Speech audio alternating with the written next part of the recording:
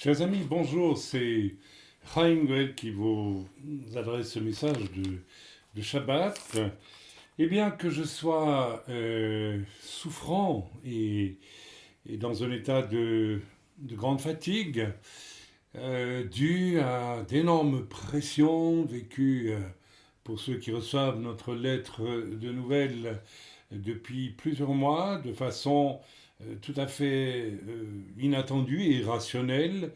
Donc, du fait d'une oppression venue de notre adversaire, le diable, au travers des circonstances ou de personnes charnelles, comme malheureusement on en croise de plus en plus en ces temps où tout s'accélère d'une façon absolument extrême. Et ceci me fait penser que ce que j'ai reçu prophétiquement en 2015, l'année passée donc, que tout allait s'accélérer sur cette terre de façon absolument dramatique est en train de se réaliser. J'ai donc publié sur non pas notre, oui, notre site et en lettres de nouvelles aussi, une réflexion prophétique à partir du prophète Ésaïe concernant ce qui entoure de plus en plus Israël et qui pourrait représenter, à travers le Hezbollah, l'Iran, etc., les forces, une partie des forces d'attaque ultimes qui vont assaillir à la fin Israël et amener d'énormes destructions en Israël, jusqu'au moment où le reste d'Israël, se tournant vers Dieu, reconnaîtra le Messie venant sur les nuées et se convertira. Bien, donc nous vivons des temps d'une extrême intensité et l'ennemi, bien sûr, se déchaîne aussi contre ses oins, contre les oins de l'Éternel, pardon, pas contre les oins de l'ennemi, mais contre les oins de l'Éternel. Il ne faut donc s'étonner de rien. Je dirais que dans le même temps que nous vivons des pressions extrêmement épuisantes et fatigantes au point que nous en sommes atteints physiquement, malades, nous vivons, il faut bien le dire, des choses extraordinaires, n'est-ce pas, dans le corps et par moments hors du corps aussi. Alors j'ai voulu quand même, malgré mon état, vous donner un message que le Seigneur m'a mis vivement à cœur à partir de Romains 12, et puis nous lirons bien sûr aussi en partie la parachate, et nous verrons que il y a un rapport, peut-être pas aussi évident cette semaine, mais la parachate est de toute façon extrêmement intéressante à lire et je commenterai deux ou trois petits passages, n'est-ce pas, qui m'ont frappé et desquels nous pouvons retirer des leçons pour notre temps. Voilà, vous savez donc que j'aime être pratique et à ramener le plus possible, en tout cas depuis pas mal de temps, étant donné le sérieux des temps que nous vivons, de ramener tout ce qui est prêché à des notions très concrètes qui nous permettent de vivre les temps dans lesquels nous sommes appelés à vivre. Nous lisons donc Romains 12, euh, le passage suivant. Nous allons lire tout Romains 12, ce n'est pas un chapitre très long, et je vais tirer de tout Romains 12 des enseignements essentiels concernant, alors, quelque chose qui m'est vraiment venu à l'esprit en lisant ce passage, le besoin absolu de pureté, et de pureté sexuelle, dans le domaine sexuel, dans les temps que nous vivons. Et ce qui m'a frappé lorsque je priais sur ce passage de Romains 12, eh bien, ce qui m'a frappé, c'est plutôt ce que Dieu m'a révélé, c'est le lien qu'il existe entre deux passions mauvaises, c'est-à-dire celle de la sexualité dévoyée, vécue en dehors du plan de Dieu, où elle est non seulement acceptée, mais voulue et bénie par le Seigneur. Je parle du couple, bien sûr. Et, n'est-ce pas, donc les aspects dévoyés de la sexualité et l'orgueil. J'ai été frappé d'avoir une espèce de vision pendant que je préparais ce message sur le rapport entre l'orgueil et la façon dont l'ennemi cherche à faire chuter n'importe quel croyant, et surtout vous qui êtes serviteurs de Dieu et qui écoutez ce message, sachez que le diable cherche à tout prix à faire chuter les serviteurs de Dieu par notamment le péché sexuel, donc l'adultère, et l'on entend assez souvent des témoignages, malheureusement, à regret, et de chute même, de serviteurs hein, commettant l'adultère. Et je dirais que, je dirais que ce que Dieu m'a fait voir, c'est qu'il y a un lien direct avec une autre passion, n'est-ce pas, qui est l'orgueil. L'orgueil est une passion humaine, est une passion que je ne vais pas vous décrire, qui est une exaltation de soi, une exaltation égoïste de sa personne au détriment, bien sûr, du grand commandement de Dieu qui est tu aimeras ton prochain comme toi-même. Bien, donc nous allons lire ce passage de Romains 12. Je vous exhorte donc, frères, par les compassions de Dieu. Alors, par les compassions de Dieu, donc voyez-vous, Dieu a compassion de nous, et au nom de ces compassions, l'apôtre Paul nous demande, nous exhorte même à offrir, je continue la lecture, vos corps comme un sacrifice vivant, saint, agréable à Dieu, ce qui sera de votre part un culte raisonnable. Ne vous conformez pas au siècle présent, mais soyez transformés par le renouvellement de l'intelligence, afin que vous discerniez quelle est la volonté de Dieu, ce qui est bon, agréable et parfait. Par la grâce qui m'a été donnée, je dis à chacun de vous de n'avoir pas de lui-même une trop haute opinion, mais de revêtir des sentiments modestes selon la mesure de foi que Dieu a départie à chacun. Voilà, nous y sommes, n'est-ce pas, nous atteignons les zones de l'orgueil ici, qui doit être absolument réprimé dans nos vies, rejeté. Verset 4, car comme nous avons plusieurs membres dans un seul corps, et que tous les membres n'ont pas la même fonction, voilà donc un verset qui va étayer notre besoin d'humilité, car de toute façon, aussi dotés soyons-nous de la part du Seigneur, nous ne sommes qu'un membre parmi d'autres, avec une partie des dons parmi d'autres, et d'autres que nous ont ces dons. Donc l'intelligence veut que ce soit l'ensemble du corps qui soit n'est-ce pas, qui doit être considéré, et jamais un individu seul, quel que soit auparavant, au demeurant ses dons ou son ministère dans le corps. Ainsi, verset 5, nous qui sommes plusieurs, nous formons un seul corps en Christ, je viens de le dire, et nous sommes tous membres les uns des autres. Nous sommes tous membres les uns des autres. Donc il n'y a pas de place pour l'orgueil ici, c'est une évidence. Puisque nous avons des dons différents selon la grâce qui nous a été accordée, que celui qui a le don de prophétie l'exerce en proportion de la foi, que celui qui est appelé au ministère s'attache à son ministère, que celui qui enseigne s'attache à son enseignement, et celui qui exhorte à l'exhortation, que celui qui donne le fasse avec libéralité, que celui qui préside le fasse avec zèle, que celui qui pratique la miséricorde le fasse avec joie, que l'amour soit sans hypocrisie. Ayez le mal en horreur, attachez-vous fortement au bien.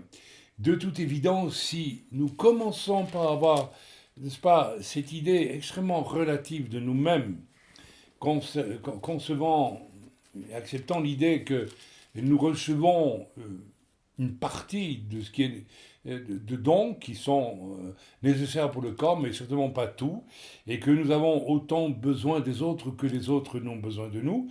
Donc, il en découle que, étant relatif et pas centré sur moi, par ces passions de l'orgueil qui centrent si fortement l'individu sur lui-même, et j'aime autant vous dire que, observant ce que j'observe dans ma propre vie, observant ce que j'observe dans la vie de serviteurs chevronnés, de ce que j'observe, de ce que Dieu voudrait faire dans la vie de certains et qu'il refuse, l'orgueil, cette passion qui nous fait important à nos propres yeux et décrète, je dirais presque automatiquement, toutes sortes de comportements mauvais, eh bien, n'est-ce pas, qu'est-ce que j'étais en train de vous dire? Je suis en train de vous dire que l'orgueil, comme je l'ai déjà dit tant de fois, qui nous centre sur nous-mêmes, n'est-ce pas, c'est vraiment l'enjeu d'un brisement énorme que le Seigneur doit absolument accomplir dans notre vie, car nous sommes bien plus que nous le pensons, généralement centrés sur nous-mêmes. Nous venons d'avoir un camp extrêmement béni ici, difficile, parce que les thèmes étaient très, très forts. Il s'agissait du brisement pour certains jeunes chrétiens, eh bien, qui vont se reconnaître dans ce que je vais dire, jeunes chrétiens dans l'œuvre chez nous, eh bien, ils avaient rendez-vous avec les premiers brisements, et brisements qui sont toujours douloureux de toute façon, il ne s'agissait pas moins que de supprimer les œuvres apparemment bonnes, mais issues de la chair, par un renoncement qui ouvre la porte aux œuvres commandées par l'Esprit de Dieu. C'est tout un programme pour de jeunes chrétiens. Moi-même, je me souviens avoir rejoint une assemblée à peine convertie où l'on m'a demandé de mettre en mes services de graphiste, puisque j'avais travaillé comme graphiste à une époque, n'est-ce pas, j'avais étudié cela avec le design, etc., etc. Enfin bref, eh bien, j'avais donc produit une magnifique en-tête de lettres pour l'église où je me trouvais, mais selon des critères extrêmement contemporains, dépouillés, et ce dépouillement n'était pas du tout dans l'esprit du pasteur qui, lui, en était encore un peu, n'est-ce pas, à une idée du graphisme parchemin à bord brûlé, vous voyez ce que je veux dire, et lettres gothiques. Alors que je me trouvais évidemment à des lieux, je dirais, des espaces sidéraux de ce genre de choses. Et donc j'avais produit quelque chose d'extrêmement raffiné dans le sens d'un design contemporain et extrêmement dépouillé et beau, tout simplement. Et puis, ça m'a été refusé. On m'a dit non, c'est pas ce que je voulais. Et je me souviens que j'ai été profondément attristé jusqu'à ce que Dieu me fasse comprendre que ce n'était pas ce que je souhaitais faire moi avec ma meilleure bonne volonté, avec mes talents d'homme qui avaient la moindre valeur aux yeux de Dieu. Et même cela, il avait, il avait le devoir, le Seigneur, que de me le montrer en faisant en sorte qu'on refuse, n'est-ce pas, mon travail. Donc c'est tellement important cette notion du brisement, n'est-ce pas, pour un jeune croyant qui croit, n'est-ce pas, de tout son cœur faire de bonnes choses, alors qu'en réalité il fait des choses, pas toujours, mais assez souvent, qui ne lui sont pas inspirées par le Seigneur, par le Saint-Esprit, mais par son âme. Bien, donc il était question de brisement pour nos jeunes convertis. Bien, donc nous avons terminé n'est-ce pas, ce camp, et il y avait là une personne qui ne faisait pas partie de l'œuvre, voilà, je le dis en toute simplicité, et nous avons eu une discussion toute simple autour de ce qui est occulte ou ce qui n'est pas occulte, à la fin, n'est-ce pas, tout à la fin de ce camp. Et, n'est-ce pas, j'ai reproché, poliment, aimablement, à ces personnes d'avoir des points de vue radicaux et non étayés pour décider que telle chose ou telle chose était absolument occulte. N'est-ce pas, des choses du domaine artistique ou du domaine de la production littéraire. Et puis, j'ai demandé à cette personne d'expliciter ces affirmations, de bien vouloir dire, bon d'accord, vous déclarez que telle chose est absolument occulte, eh bien, faites-moi voir, faites-moi connaître, dites-moi en quoi c'est occulte, ne serait-ce que pour que je sois informé, au cas où ça m'aurait échappé. Alors que mon épouse et moi avons eu un cours d'histoire de l'art extrêmement poussé et qu'il s'agissait d'œuvres d'art. Bien, alors la personne s'est énervée et nous a dit non, non, c'est tout à fait occulte. Et voilà, et moi insistant, je me dis mais expliquez-moi le pourquoi. et elle ne m'a donné aucune explication, me priant d'accepter que selon son point de vue, tout était occulte, point final. Bien évidemment, cette personne est partie en colère contre nous parce que nous avions simplement demandé à cette personne de peut-être faire attention et de ne pas aller trop vite, ou alors d'expliquer, de donner les raisons claires et nettes pour lesquelles telle chose serait occulte. Voilà, donc voilà une réaction d'orgueil évidente et je pense que cette brave personne, que nous bénissons d'ailleurs, a encore du chemin avant de commencer à découvrir à quel point, n'est-ce pas, ce problème d'orgueil qui la centre sur elle-même, sur son point de vue jusqu'à l'absurde, eh bien, doit être brisé. Je continue donc ma lecture dans le chapitre verset 3, par la grâce, enfin, je reprends plutôt, par la grâce qui m'a été donnée, je dis à chacun de vous de n'avoir pas de lui-même une trop haute opinion, mais de revêtir des sentiments modestes, selon la mesure de foi que Dieu a départie à chacun. Donc il y a, c'est assez intéressant, je ne vais pas le développer maintenant, mais une relation entre une mesure de foi que Dieu a départie à chacun et des sentiments modestes. On peut donc considérer que il y a, il y a un principe de vase communicant, plus la mesure de foi départie par Dieu dans ma vie est forte, plus j'aurai rapidement accès au brisement de l'orgueil et je me revêtirai de modestie. Bien, on continue. Verset 4, car comme nous avons plusieurs membres dans un seul corps et que tous les membres n'ont pas la même fonction, je l'ai lu tout cela, pardonnez-moi, j'avance donc. Voilà, verset 8, et celui qui exhorte à l'exhortation, que celui, voilà, que l'amour, verset 9, soit sans hypocrisie, ayez le mal en horreur, attachez-vous fortement au bien, par amour fraternel, soyez pleins d'affection les uns pour les autres. Alors voyez-vous, ce plein d'affection les uns pour les autres est vraiment un mot d'ordre qui devrait être médité, mais d'une manière considérable aujourd'hui dans l'Église. Par honneur, usez de prévenance réciproque. Ayez du zèle et non de la paresse. Soyez fervents d'esprit. Servez le Seigneur. Réjouissez-vous en espérance. Soyez patients dans l'affliction. Persévérez dans la prière. Pourvoyez aux besoins des saints. Exercez l'hospitalité. Bénissez ceux qui vous persécutent. Bénissez, ne maudissez pas. Réjouissez-vous avec ceux qui se réjouissent. Pleurez avec ceux qui pleurent. Ayez les mêmes sentiments les uns envers les autres. Ceci est absolument capital. Que nous ayons, n'est-ce pas, les mêmes sentiments les uns envers les autres, ce qui exclut le fameux problème des duos charnels que régulièrement nous voyons apparaître, n'est-ce pas, dans toute assemblée, chez nous comme ailleurs, et que nous devons, bien, oui, que nous devons stopper, que nous devons, non pas réprimer, mais en tout cas dissoudre.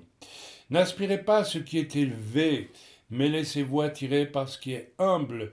Ne soyez point sages à vos propres yeux. Je vais m'arrêter là et je vais commencer à commenter parce que l'essentiel finalement de mon message tourne autour du verset premier tout simplement et un peu vers la suite. Alors je vais vous lire ce verset premier du chapitre 12 de Romains.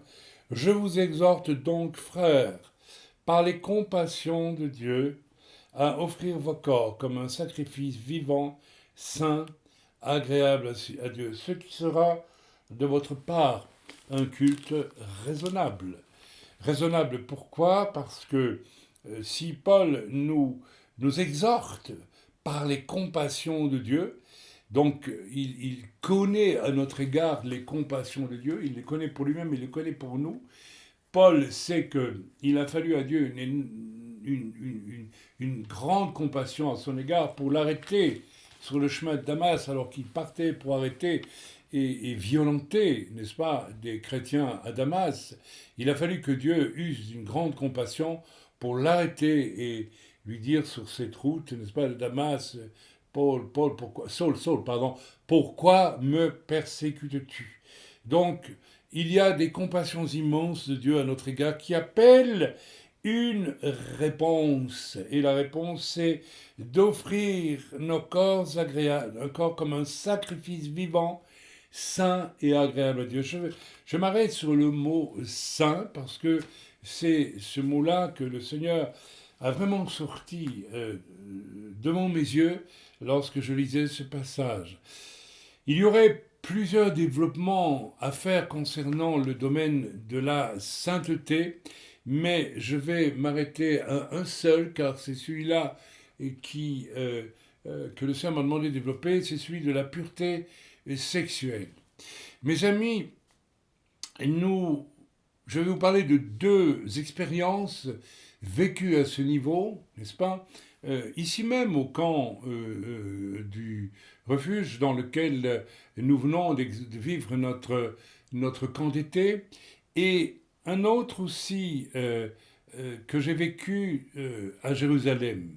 Je vous donne ce témoignage. Voilà, donc quelques années, je me trouvais dans une auberge, allez, on va dire chrétienne, euh, disons d'une dénomination chrétienne. Voilà, je n'en dirai pas plus parce qu'il est inutile de donner des noms, cela ne sert à rien, ce n'est pas le but.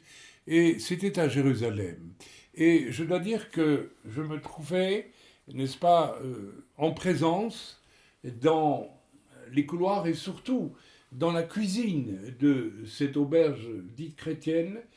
Je me trouvais vraiment, j'avais conscience, lorsque je pénétrais dans cette cuisine, d'être en présence de puissances démoniaques, de démons qui siégeaient dans cet endroit.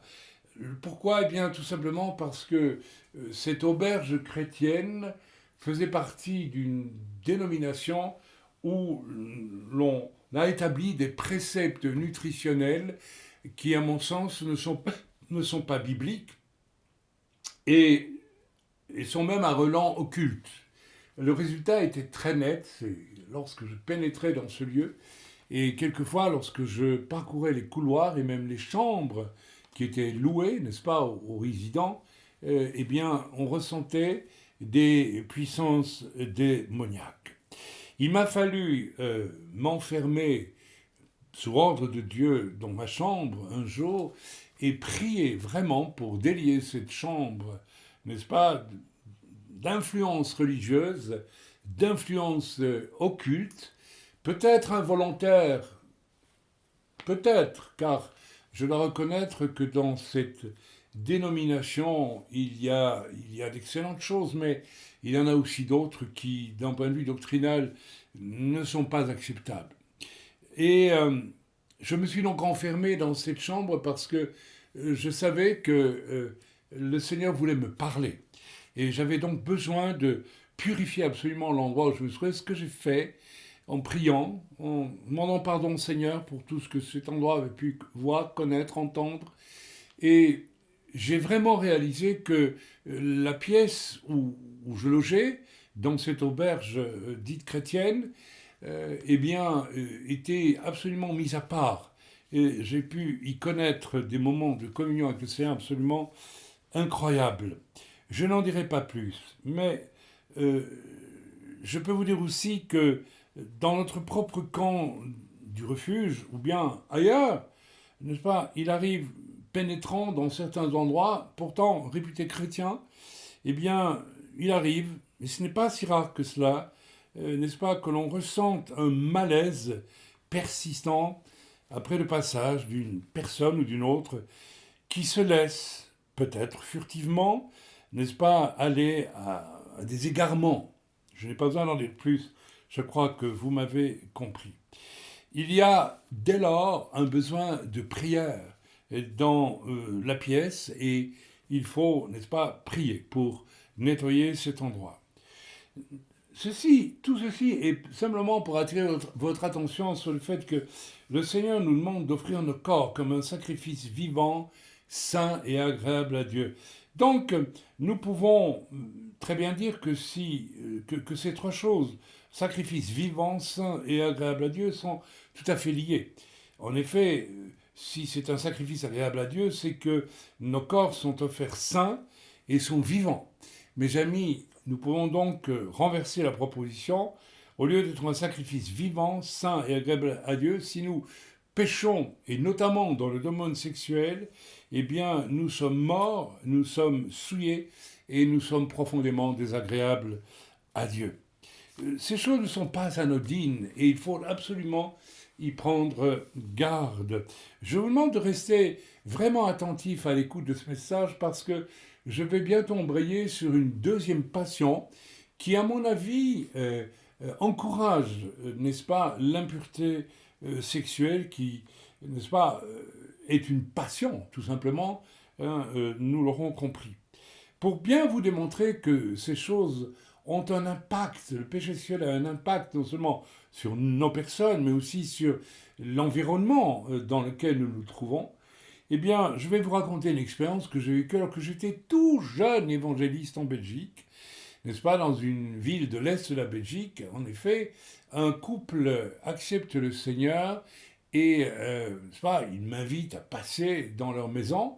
Et parce que voilà, ils ont des problèmes, ils ressentent un malaise dans leur maison et nous faisons le tour, n'est-ce pas, de leur maison, pièce après pièce, et je prie simplement, je prie en langue, je prie le Seigneur, et j'arrive à un moment donné dans le salon ou le bureau, je ne sais plus, n'est-ce pas, de cet homme qui venait d'accepter le Seigneur et qui avait commencé à mettre sa vie en ordre dans bien des domaines.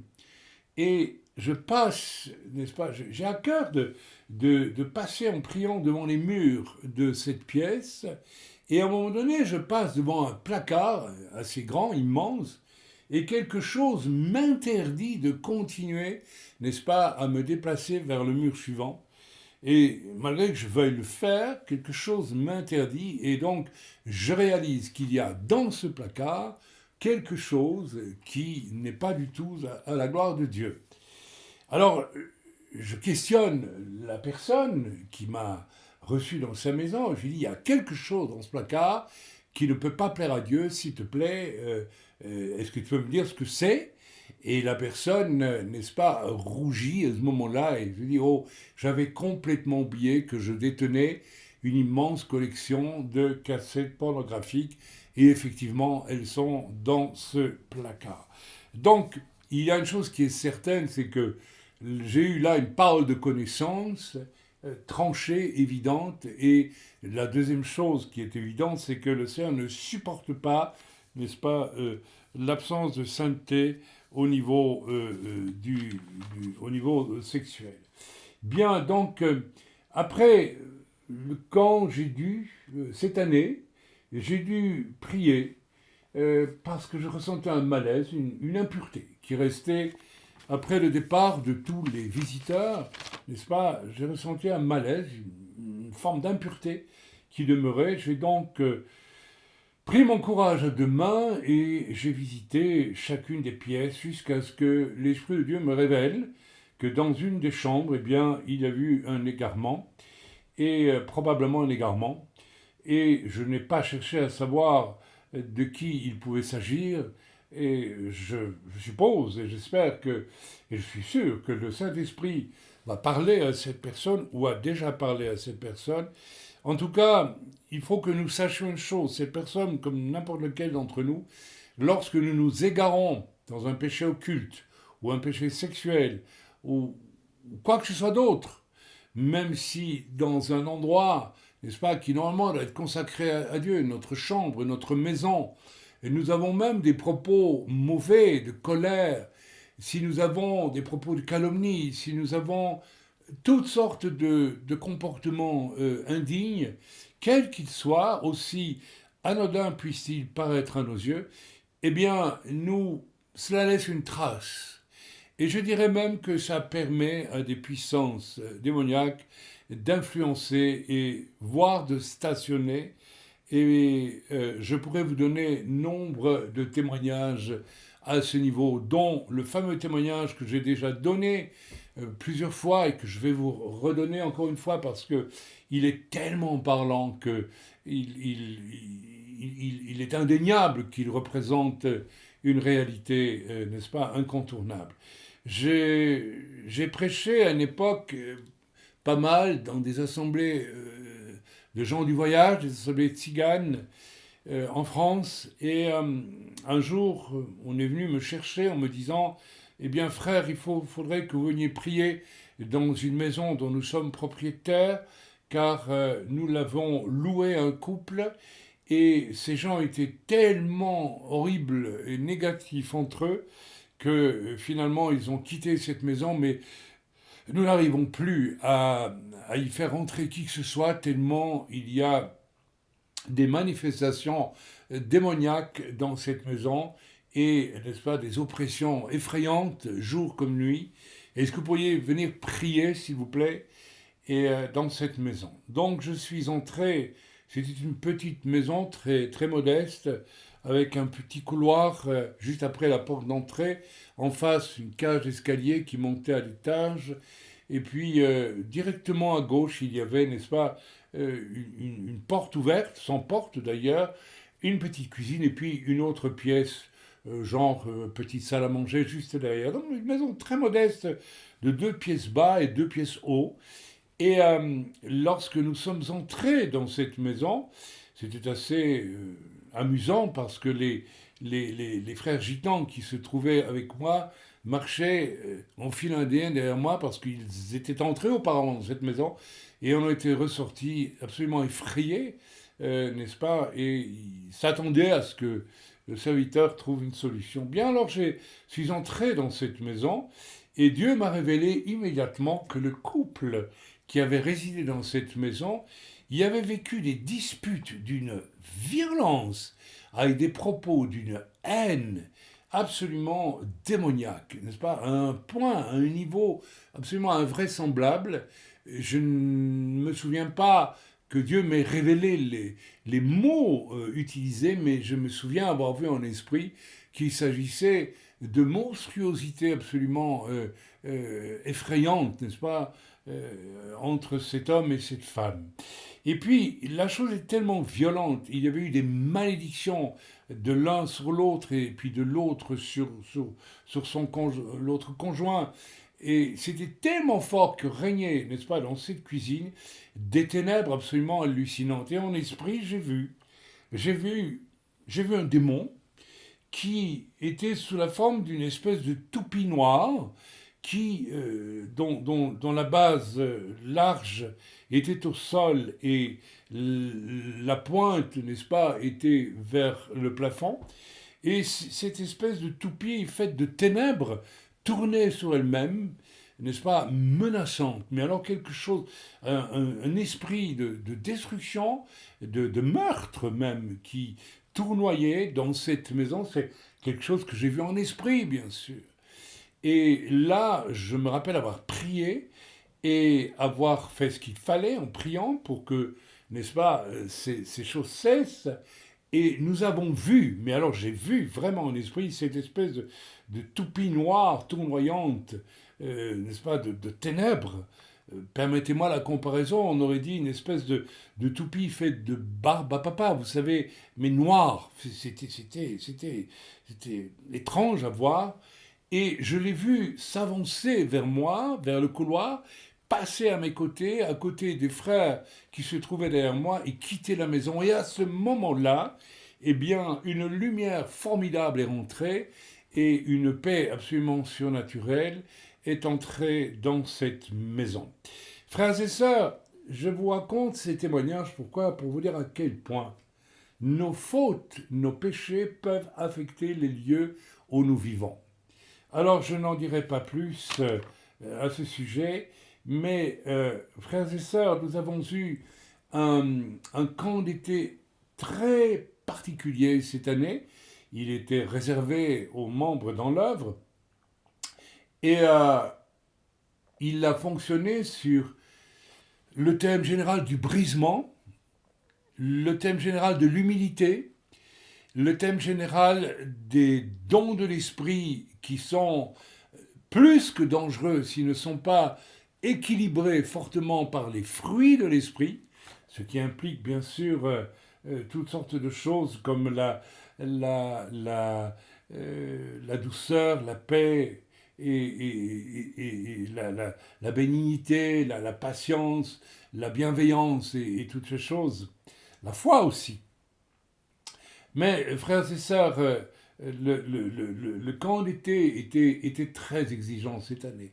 Très exigeant, d'autant plus que nous sommes conscients qu'il faut mettre les bouchées doubles. En tout cas, le Saint-Esprit m'a dit qu'il fallait mettre les bouchées doubles pour tout croyant aujourd'hui, car nous allons rentrer dans des temps extrêmement difficiles où il faut absolument que, n'est-ce pas, tous les membres dans l'œuvre que Dieu, les membres que Dieu nous a confiés, eh bien, soient au top niveau pour affronter ces temps difficiles. Mais si dans le même temps, n'est-ce pas, que nous œuvrons, n'est-ce pas, dans un contexte d'enseignement difficile, eh bien, une personne cède à l'impureté, ne serait-ce qu'une fois, n'est-ce pas, l'œuvre sanctifique, dans le même lieu, dans le même endroit, la même maison, l'œuvre sanctificatrice et délicate du brisement d'autrui peut devenir très difficile. En d'autres mots, eh bien, si un chrétien se laisse aller au mal, alors que l'on enseigne des choses difficiles et exigeantes, il est évident que l'ennemi ouvre un deuxième front en plein cœur, n'est-ce pas, de l'Église. Et il faut absolument y prendre garde. Amen. Cela permet aussi à des puissances démoniaques d'agir. Alors heureusement, le Seigneur a le dessus dans ces circonstances, mais dès lors, malgré tout, comment vivre l'exigence du brisement qui est saint avec, n'est-ce pas, la présence de puissances qui rôdent, qui agacent, qui amènent un climat qui n'est pas toujours le plus intéressant.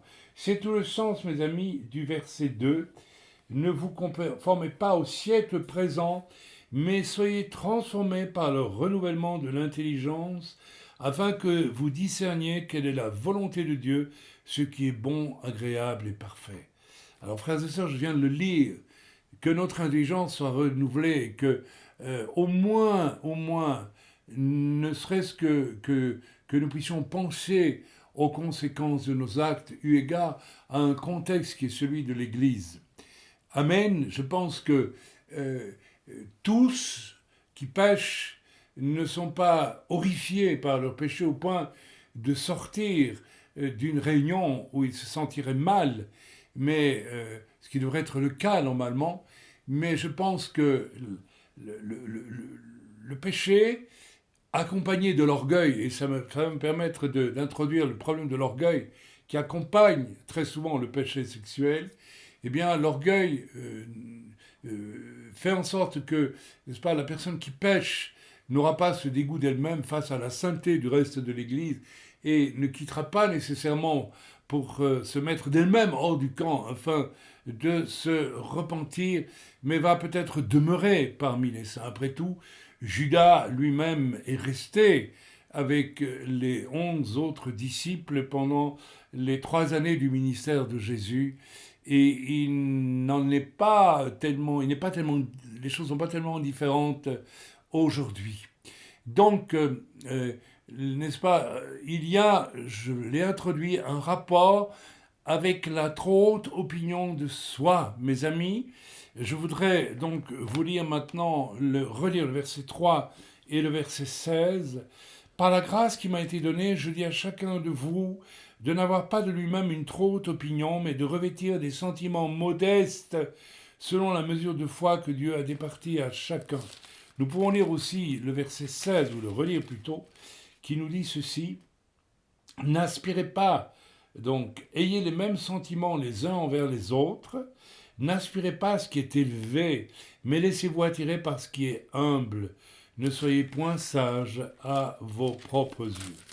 Mes amis, je suis convaincu que si l'impureté sexuelle est le fruit d'une passion, n'est-ce pas, eh bien, qui n'est pas maîtrisée et qui vainc l'individu pour un temps ou parfois d'une manière durable, eh bien, la chose est liée, je crois aussi, à une autre passion qui est l'orgueil. Car je pense qu'effectivement, si nous relisons bien ce que nous venons de lire et que nous allons relire par la grâce qui m'a été donnée. Donc, je dis à chacun de vous de n'avoir pas de même une trop haute opinion, mais de revêtir des sentiments modestes selon la mesure de foi que Dieu a départie à chacun. Des sentiments modestes. Mes amis, je suis convaincu que les sentiments modestes, de modestie que nous avons, vont nous éloigner aussi presque automatiquement des fureurs des passions, qu'elles soient sexuelles ou autres d'ailleurs. Il ne faut pas chercher ailleurs.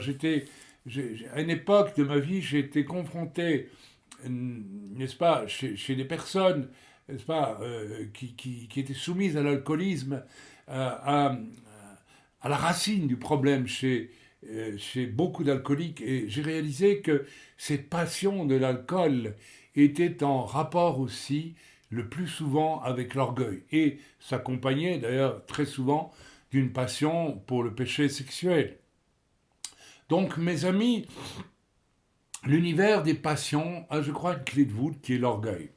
L'orgueil, c'est une passion de soi.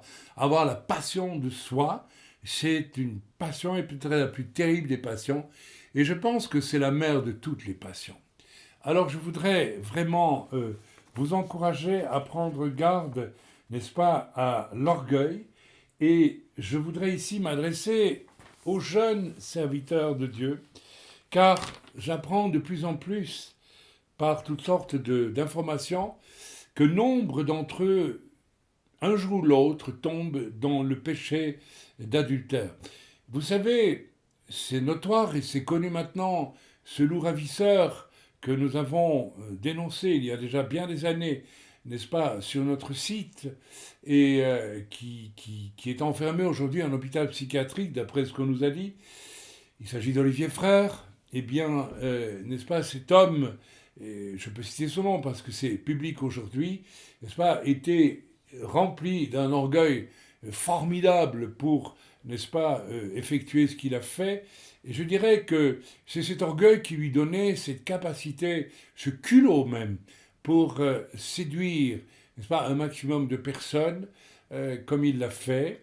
Et bien sûr, cet orgueil s'est accompagné, en réalité depuis le début, puisqu'il semble qu'il vivait dans un péché sexuel d'adultère et d'autres débordements, semble-t-il, d'après les témoignages, depuis les débuts de son activité de faux oin, de loup ravisseur. Donc, mes amis, j'aimerais vraiment ici vous exhorter à rechercher l'humilité à tout prix. Si vous ne voulez pas vous exposer, n'est-ce pas, en étant prisonnier de la plus terrible des passions, à savoir l'orgueil, à chuter dans l'adultère. J'ai croisé depuis 2 ans, 3 ans, et je crois que c'est amené de Dieu, plusieurs personnes qui disaient avoir le souhait, le désir de servir Dieu. Et effectivement, c'est un désir légitime, mais toutes, ou beaucoup, pas toutes, mais plusieurs ont démontré que l'orgueil était leur moteur et non pas un saint et humble amour du Seigneur. Je ne serais absolument pas étonné, hélas, d'apprendre qu'un jour ou l'autre, ces personnes, n'est-ce pas, cèdent dans le domaine de cette passion sexuelle qui conduit, par exemple, à l'adultère. Je voudrais vraiment mettre en garde prophétiquement ici tout jeune serviteur, parce que, n'est-ce pas, cet amour de soi, n'est-ce pas, peut-être, et en quelques occasions, je l'ai vu, je l'ai observé, excité par des personnes particulièrement orgueilleuses et qui vont vous flatter. Alors attention, je voudrais ici toucher un domaine extrêmement crucial, car il existe des personnes dont l'orgueil est tellement démesuré qu'elles souhaitent, je ne sais pas ce qu'elles souhaitent en fait, mais elles se choisissent, n'est-ce pas, l'une ou l'autre personne, de préférence un jeune serviteur, pour l'encourager à s'enorgueillir, pour faire tout pour l'enorgueillir, pour essayer de le placer sur un piédestal où il risque de tomber dans l'orgueil spirituel qui précédera la chute, notamment dans le péché sexuel, d'adultère ou autre. parce qu'il n'y a pas que l'adultère. L'impureté, etc., etc., se manifeste de beaucoup de manières dans le domaine sexuel. J'aimerais vous mettre en garde parce que les personnes qui cherchent à vous élever vous flattent. Vous devez savoir qu'elles sont des instruments lorsque c'est récurrent, lorsque c'est fort, c'est violent, n'est-ce pas? Eh bien, ce sont les personnes, je vais vous le dire, qui sont délibérément choisies par Satan pour vous détruire. Parce qu'après vous avoir élevé, vous pourrez vous rendre compte que, en réalité, au fond d'elles-mêmes, tout au fond d'elles-mêmes, elles ont rencontré en vous quelque chose qu'elles jalousent, qu'elles envient. Et si elles vous flattent, c'est d'une façon très perverse, n'est-ce pas? Une façon de vous approcher dans l'espoir, je ne sais pas trop, mais de s'associer à vous, de prendre une importance à vos yeux. Et donc, si elles prennent de l'importance à vos yeux, eh bien, elles sont importantes. Euh, Personnellement, j'ai vécu cela lorsque j'étais un tout jeune ministère, n'est-ce pas, qui prêchait avec feu, avec des fruits, avec des miracles, des guérisons. Et quels miracles et quelles guérisons! Je me souviendrai toujours en Belgique d'une séance de baptême dans une piscine où la présence de Dieu s'est déversée avec une telle force sur une femme qui était une criminelle et qui avait tué et qui s'étant convertie a demandé le baptême et, n'est-ce pas, la grâce de Dieu était tellement puissante sur cette femme qui a avoué, n'est-ce pas, ses crimes, qui avait avoué son crime, et elle avait expié d'ailleurs, et bien que Dieu s'est répandu sur l'assistance autour de la piscine à tel point que les gens voulaient se replonger dans la piscine pour reprendre un baptême certain. Et j'ai dû les en empêcher d'ailleurs, car tout cela était déjà baptisé. Eh bien, c'est parmi ces gens que se trouvaient deux personnes, et une en particulier qui, n'est-ce pas, m'admirait énormément et levait, n'est-ce pas, tout en me haïssant secrètement en réalité. Et ces personnes, eh bien, n'est-ce pas, sont celles qui ont excité, n'est-ce pas, le mensonge, la calomnie d'une façon absolument abominable dès le début de mon jeune ministère, en témoignant de façon mensongère, absolument fausse, les preuves existant en plus, que ce sont là des choses mensongères devant une commission anti-secte belge. Alors mes amis, donc dès le départ de mon jeune ministère, je me trouvais confronté avec des personnes qui n'avaient qu'un désir, c'était de me flatter, de m'entourer pour obtenir de moi, je ne sais toujours pas trop quoi, mais qui au fond d'elle-même était animée d'un orgueil absolument fou, et lequel orgueil, eh bien, les exposait d'ailleurs en partie pour l'une d'entre elles à beaucoup, beaucoup d'impuretés sexuelles. Je l'apprendrai par la suite. Le rapport donc entre ces deux passions, l'orgueil et l'impureté sexuelle, est à prendre en considération. Je vous, je vous exhorte donc, surtout si vous êtes jeune serviteur, à vous éloigner, mais alors avec beaucoup, beaucoup de prudence, de toute personne qui vous serait envoyée, je vous le dis, tout de go par le diable, pour vous élever, pour vous flatter, dans le but aussi de vous séparer du corps, de donner de l'importance à votre personne, de vous encourager à faire cavalier seul. Pourquoi pas une division, n'est-ce pas? On voit ce genre de choses tant et plus aujourd'hui un peu partout, et je l'ai vu moi-même au cours des 2, 3 dernières années, puisque des jeunes personnes qui ont fait appel à moi pour recevoir de l'aide sur base de nos enseignements, n'est-ce pas, et qui m'ont demandé, n'est-ce pas, m'ont demandé une aide apostolique. En réalité, ce sont révélés être des gens qui ne voulaient pas une aide apostolique en payant le prix de cette aide apostolique, c'est-à-dire en me laissant établir des anciens selon ce que Dieu m'aurait dit, mais qui cherchaient tout simplement, n'est-ce pas, à se faire reconnaître par autrui pour être, comme on dit communément, lancé dans le ministère avec une espèce de couverture. Tout cela reflète un univers où l'orgueil a une place immense et où, à court terme, eh bien, le péché sexuel prendra sa place. Voilà, c'était mon message.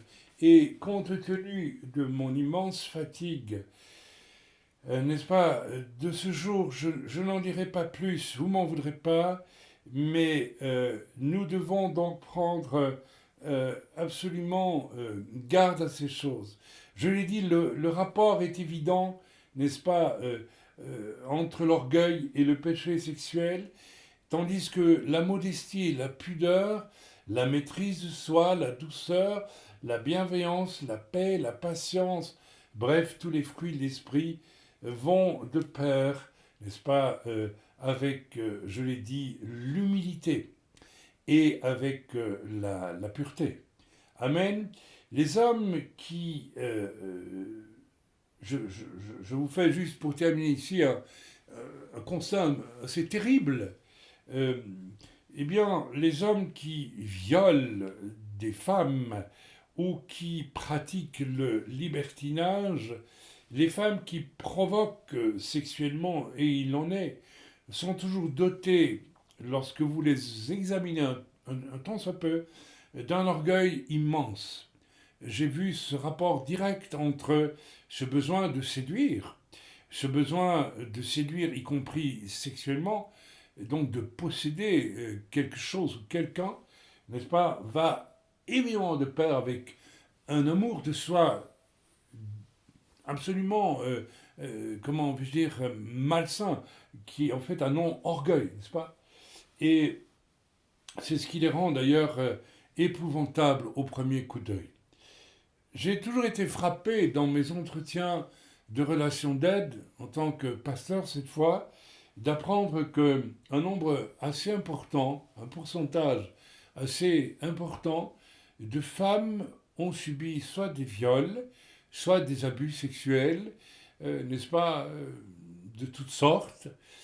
Je considère, d'après ce que j'ai hélas entendu, que ce pourcentage est assez élevé parmi les femmes. Et combien de femmes ont confessé avoir été abusées sexuellement, avoir été forcées à l'avortement par des hommes égoïstes, alors que d'un autre côté, en bientôt 30 ans d'écoute pastorale, jamais un homme n'est venu me confier avoir violé, n'est-ce pas, ou abusé sexuellement une femme. Certes, avoir commis l'adultère, avoir forniqué ou des choses comme cela, bien sûr, les hommes comme les femmes le confessent, mais quant à euh, confesser, se repentir, avouer, n'est-ce pas, avoir commis un viol, eh bien, jamais, jamais, en presque 30 ans, je n'ai entendu cela de la bouche d'un homme. Une seule fois, un homme qui a un combat énorme avec l'orgueil, combat dont il n'a peut-être même pas conscience tant il y est habitué, m'a avoué avoir causé quelque chose d'atroce, non pas sur une femme, mais enfin bref, je ne rentrerai pas dans les détails. Une seule fois en 30 ans. Eh bien, frères et sœurs, j'en suis venu à me poser des questions. Est-ce que le fait de violer une femme est à ce point grave qu'il n'y a peut-être plus de possibilité à un homme comme cela de venir au salut? Je n'en sais rien. Je ne le pense pas. Je pense que tout péché peut être pardonné par Dieu et le sera, si tant est qu'on le confesse et qu'on s'en repent, et même qu'on répare. Mais il semblerait que ça ne soit pas le cas pour la plupart, en tout cas, des volontés d'hommes qui auraient pratiqué cela, ou de femmes d'ailleurs, car il existe aussi, il faut bien le dire, des cas de viol, n'est-ce pas, de la part de femmes. Mais je m'arrêterai, n'est-ce pas, avec ces choses parce que elles sont hautement choquantes et je ne veux pas en parler trop. Mais frères et sœurs, voilà, je voulais donc simplement mettre l'accent sur deux choses. Attention à notre sainteté dans le domaine sexuel. toute faute, qu'elle soit sexuelle ou autre, n'est-ce pas, a des conséquences sur nous-mêmes, mais aussi sur notre environnement. Et j'écrivais à un ami païen qui est revenu vers moi après 40 ans où nous ne nous sommes pas connus. Je lui écrivais ce matin qu'un jour, probablement, les pierres ou la création entière lors du jugement dernier nous racontera les crimes que nous avons commis et qui sont toujours inscrits dans les fibres de sa chair naturelle, si j'ose dire. Il est évident que chaque fois qu'un homme pécheur, n'est-ce pas, se repent et vient vraiment à Christ, il est certain que la création elle-même doit se sentir soulagée. C'est une chose dont je suis absolument certain. Ne croyez pas que la création ne porte pas les stigmates de nos fautes. Mes amis, lorsque je voyageais depuis la France vers l'Italie pour y vivre cette extraordinaire aventure de la naissance d'une assemblée dans une maison à travers des miracles absolument extraordinaires, eh bien, nous passions dans les Alpes de la France à l'Italie. Et la France, qui est une nation extrêmement mariolâtre, l'est néanmoins encore moins que l'Italie. Et lorsque nous passions la frontière franco-italienne, eh bien, nous ressentions, n'est-ce pas, dans la nature, en France, aussi un impact de toutes ces idolâtries, n'est-ce pas, païennes et catholiques. Mais dès que nous passions la frontière, nous le sentions encore plus, c'est-à-dire que la nature, les forêts elles-mêmes portaient la marque d'une espèce de dégénérescence, n'est-ce pas, qui se voyait, que dans l'esprit on pouvait percevoir. Donc mes amis, la création, ce n'est pas pour rien qu'il est écrit que la création soupire après la révélation des fils, la révélation des hommes, n'est-ce pas? Et effectivement, la création entière soupire après ces choses. Donc, attention à nos comportements. Deuxièmement, je voudrais vraiment, j'ai voulu à travers ce message mettre en relation le fait que cette passion du péché sexuel, qui n'a pas que l'adultère ou le viol, n'est-ce pas, comme voie d'expression, les pensées impures, les films, les revues, Internet aujourd'hui avec son déluge de sollicitations obscènes. Alors faites comme moi, faites-vous placer un système qui vous permet de ne plus recevoir toutes ces publicités absolument atroces qui s'accompagnent maintenant carrément de provocations. Hein. Eh bien, j'ai voulu vous montrer donc à travers ces chiots de cet après-midi, de ce Shabbat, eh bien que cette passion va de pair, n'est-ce pas, avec la plus grande des passions qui est l'orgueil. La troisième chose que j'ai voulu vous montrer, faites attention, n'est-ce pas, aux personnes que le diable vous envoie, vous, jeunes serviteurs ou bien jeunes croyants, jeunes chrétiens, pour vous flatter, pour vous exciter à l'orgueil. Et j'ai eu le témoignage récemment d'un jeune serviteur qui m'a dit qu'il avait dû vraiment résister en face à une personne qui le flattait, n'est-ce pas, pratiquait presque une forme d'idolâtrie à son égard, et que cela le mettait extrêmement mal à l'aise. Quelle heureuse réaction, car, n'est-ce pas, eh bien, connaissant le vécu de ce jeune homme qui a dû lutter jadis contre toutes sortes de choses qui le faisaient souffrir d'ailleurs énormément, eh bien, j'ai vu tout de suite à quel triste jeu le diable voulait jouer, si tant est qu'on peut appeler ça jouer, mais enfin, vous me pardonnerez, jouer avec lui. Eh bien, le but de l'ennemi est bien entendu de le tuer, c'est-à-dire de ruiner, n'est-ce pas, son appel, son ministère. Donc, je vous en supplie, prenez garde, car le monde aujourd'hui est rempli d'émissaires de Satan, n'est-ce pas, qui sont très souvent d'ailleurs tous marqués par, d'une façon quasi caricaturale, par, n'est-ce pas, cette passion qu'on appelle l'orgueil. Voilà, je m'arrêterai là. je peux juste vous conseiller de lire, n'est-ce pas, la parachate d'Evarim aujourd'hui.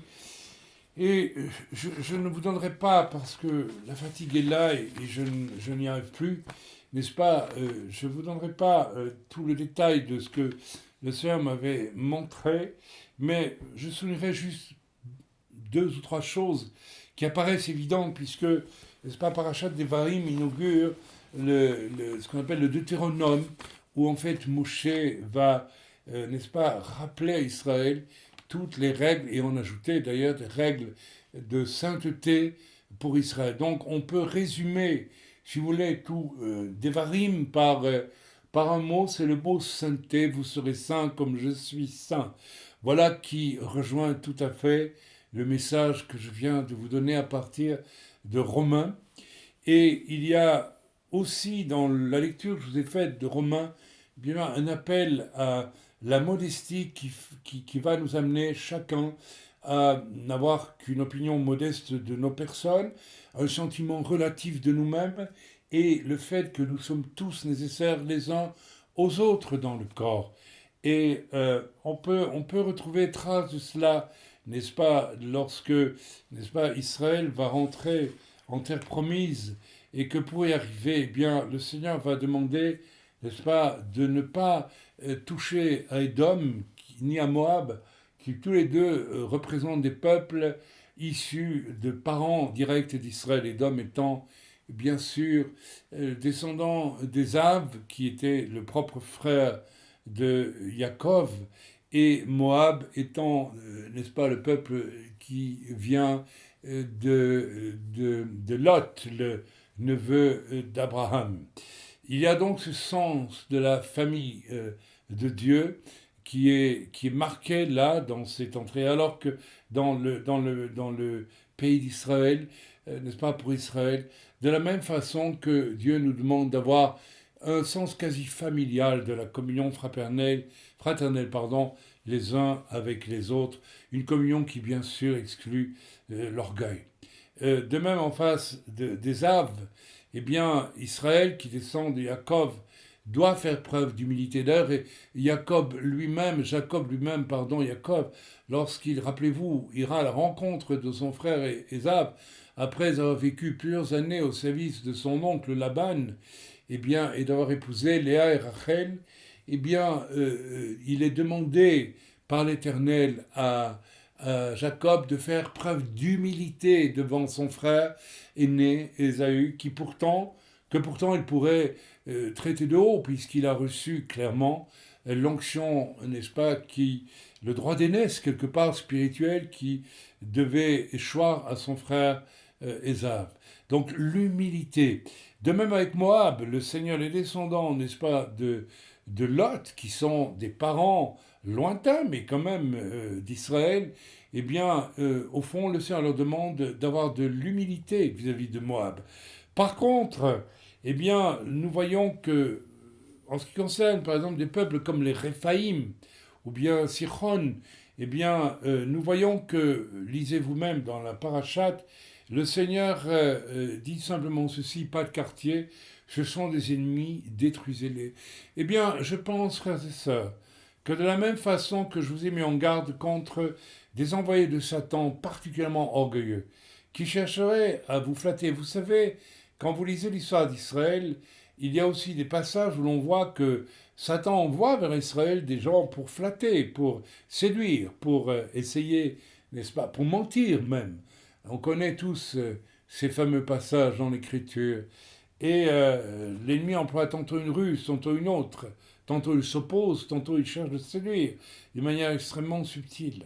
Donc, n'est-ce pas, sachons que ces envoyés de Satan, en tout cas en ce qui concerne le peuple d'Israël dans le Tanakh, eh bien, devaient être détruits.